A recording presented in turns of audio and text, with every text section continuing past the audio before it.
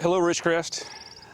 I'm here to encourage us today in a time when we need encouraging. This is strange times we're in, dealing with the COVID-19 and the impact it's having on each of our individual lives, as well as the impact that it's having on our church. Of course, the biggest impacts that we all feel as a church from all of this is that we're not able to meet together. We're not able to be together physically, to encourage one another, to worship together, shake hands, embrace, sing, and all that. And that's hard. One of the secondary impacts that it's having on us is that our giving is significantly down. Now, part of that may be because, we're not, maybe many of us are used to giving our tithe into the offering plate. But it could be also that some of us, our job has left. Our job has gone away, or our income is down significantly. It could be that we're just afraid of what might happen because of our jobs or because of all this and how it'll impact our work. It's probably a whole host of reasons, a different one for every person. Regardless, our church has seen a significant decrease in giving.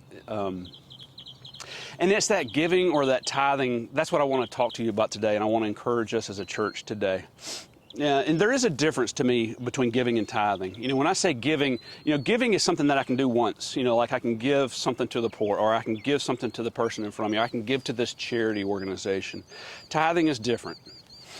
Tithing is a commitment, a death to your finances, a death to your rational thinking on math and how finances work.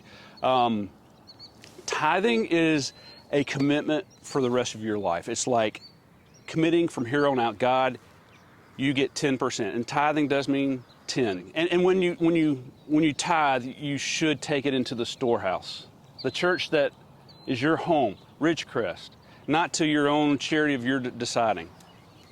To Ridgecrest. If you do have other charities that you want to give to, of course, by all means, give to them. But God first, with the tithe, to the storehouse.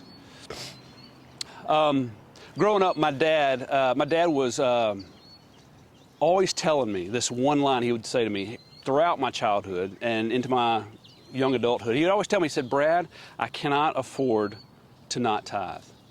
He never beat that message over me. He never was like threatening with it or whatever else. He would just be matter of fact, like as if he was testifying to what he'd seen God do. He would say, Brad, I cannot afford to not tithe. I didn't really understand or appreciate the saying until I was married and coming on hard times. We were near bankruptcy. We weren't ready to file yet, but we were close.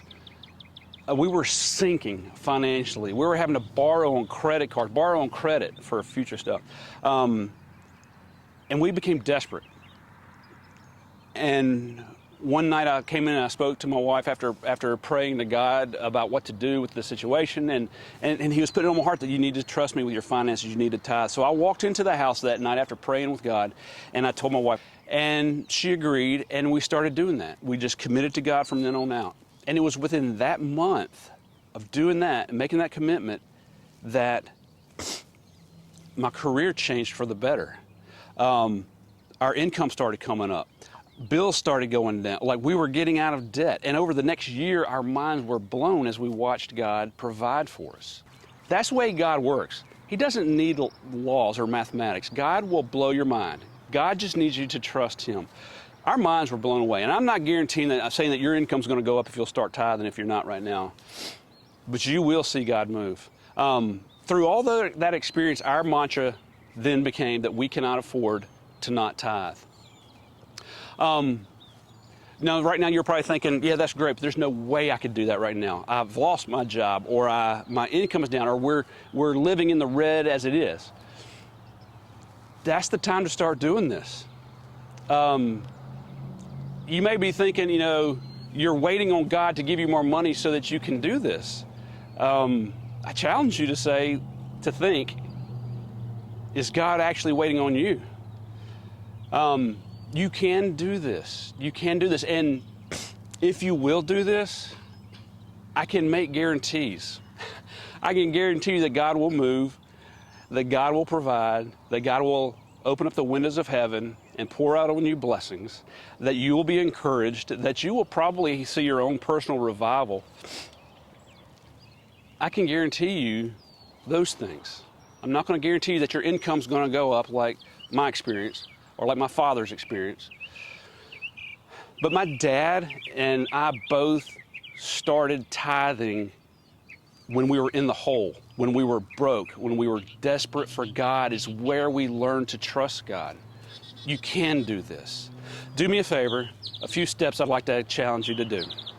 Would you please, starting today, maybe even this morning, would you, if you're single, start praying and asking God to help you, to speak to you and help you do this. If you're married, you have children, with your family, pray as a family, pray as a couple, ask God to help you with this. And then this week, next Sunday, whenever, would you take the leap of faith and trust God from here on out unconditionally with the first 10% of your income to Him from here on out?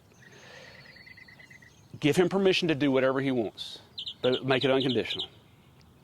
Give Him permission. Third, I want you to watch. I want you to watch and see what God does. Wait and see and watch. How He provides, how He encourages you, the things that He does after you start trusting Him.